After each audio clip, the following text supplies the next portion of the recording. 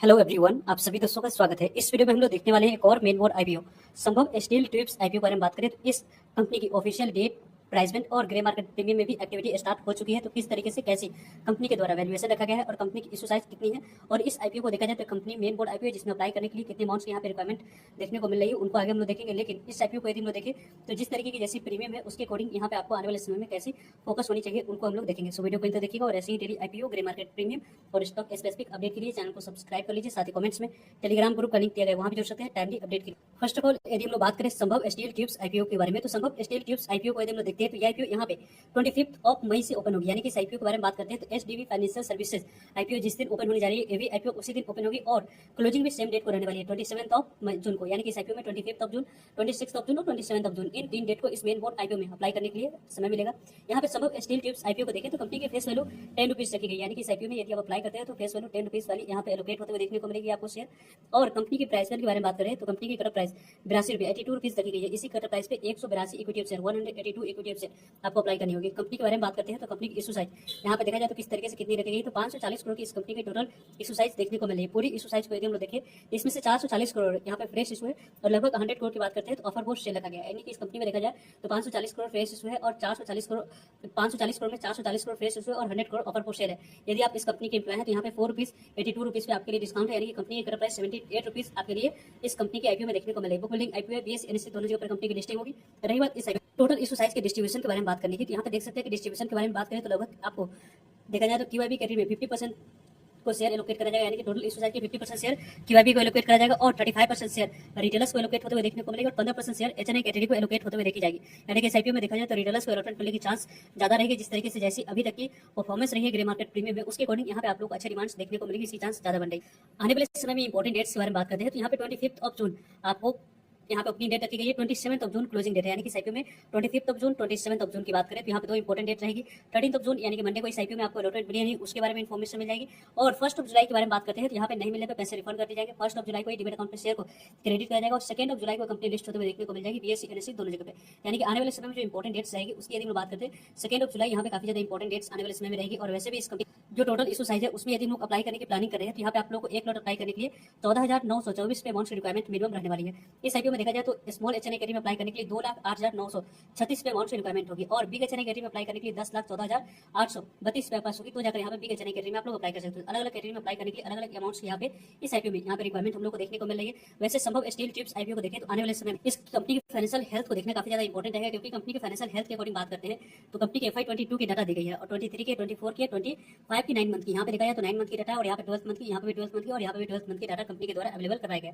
Company के asset के बारे में बात करते हैं तो कंपनी की एसेट किस तरीके से कैसी ग्रो करी है तो पहले 458 करोड़ के पास थी, 552 करोड़ के पास, 940 करोड़ के पास, अभी 1411 करोड़ के पास कंपनी के एसेट देखने को मिला है। कंपनी के रेवेन्यू के बारे में बात करते हैं तो पहले 820 करोड़ की रेवेन्यू थी, 939 करोड़ की रेवेन्यू थी, 1289 करोड़ की रेवेन्यू। अभी देखा जाए तो यहाँ पे 1018 करोड़ की कंपनी के रेवेन्यू देखने को मिले। रेवेन्यू टर्म्स में यदि डिस्कस करें तो कंपनी के रेवेन्यू लगातार कंसिस्टेंट ग्रोथ कंपनी ने रेवेन्यू में करके दिखाई है। कंपनी की यहाँ पे प्रॉफिट की बात करें टैक्स देने के बाद कंपनी के पास प्रॉफिट कितनी बच रही है उसके बारे में बात करते हैं तो कंपनी की पहले प्रॉफिट 72 करोड़ के पास थी। देन यहाँ पे कंपनी के प्रॉफिट के बारे में बात करते हैं तो लगभग आपको 60 करोड़ के पास हुई। देन यहाँ पे 82 करोड़ के पास और अभी देखा जाए तो लगभग यहाँ पे 40 करोड़ के पास कंपनी की प्रॉफिट है। यहाँ पे थोड़ी सी कंपनी की प्रॉफिटेबिलिटी में गिरावट आई है, नहीं तो फर्दर इस कंपनी की प्रॉफिटेबिलिटी पहले काफी ज्यादा अच्छी देखने को मिली थी। इसमें प्रॉफिटेबिलिटी में थोड़ी सी और इंप्रूवमेंट होती है तो आने वाले समय में यहाँ पे अच्छी मोमेंटम की एक्सपेक्टेशन रखी जा सकती है। वैसे इस कंपनी को देखें तो कंपनी की आने वाले समय में जो इबिटा है उसकी यदि हम बात करते हैं तो 124 की यहाँ पे इबिटा कंपनी की करोड़ की थी। यहाँ पे इस कंपनी की बात करें 117 की थी, 159 की थी और अभी 106 की इबिटा कंपनी की देखने को मिली। नेटवर्क की बात करें कंपनी की नेटवर्क पहले 149 करोड़ के पास थी, 210 करोड़ की और यहाँ पे 438 करोड़ की। अभी देखा जाए तो यहाँ पे 478 करोड़ की कंपनी की टोटल यहाँ पे नेटवर्क देखने को मिल रही है। कंपनी के रिजर्व सरप्लस के बारे में बात करते हैं तो रिजर्व सरप्लस में कंपनी उतनी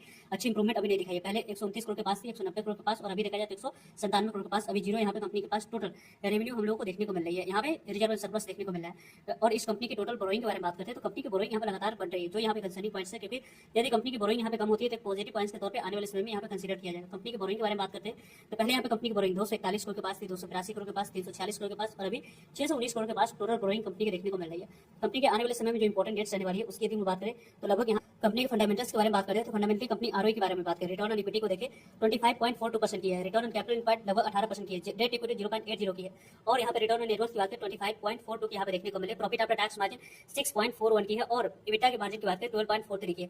यानी कि कंपनी के बारे में बात करते हैं प्राइस टू बुक वैल्यू 4.51 की रखी है। कंपनी की अभी प्री आईपीओ कंपनी की वैल्यूएशन थोड़ी सी अट्रैक्टिव दिख रही है 24 के पास, लेकिन पोस्ट आईपीओ इस कंपनी की वैल्यूएशन थोड़ी सी महंगी देखने को मिलेगी। तो इसके कारण से इस कंपनी में थोड़ी सी आप लोगों को पूरी तरीके से पिक्चर क्लियर होते हुए पहले दिन के सब्सक्रिप्शन फिगर और जो एंकर इन्वेस्टर लिस्ट है वो यहाँ पे आने के बाद यहाँ पे पूरी पिक्चर क्लियर होते हुए देखने को मिलेगी। वैसे इस कंपनी के द्वारा जो पैसा रेज किया जाए उस पैसे में से ज्यादातर यहाँ पे कंपनी यहाँ पे अपने डेट को रीपेमेंट करने के लिए यूज करेगी 390 करोड़ की।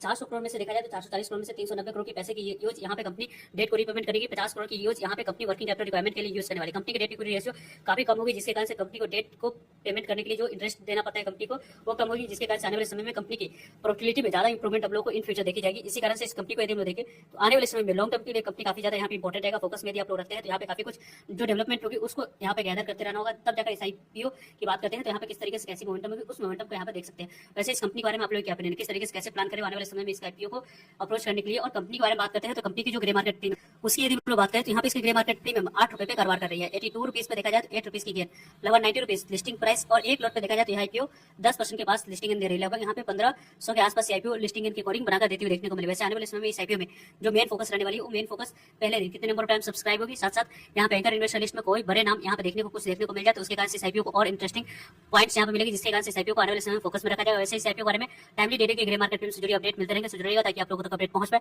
फर्दर जो भी डाउट करिए कमेंट्स करके आप लोग पूछ सकते हैं। मिलते हैं एक नई इन्फॉर्मेटिव वीडियो में, तब तक लीजिए जय।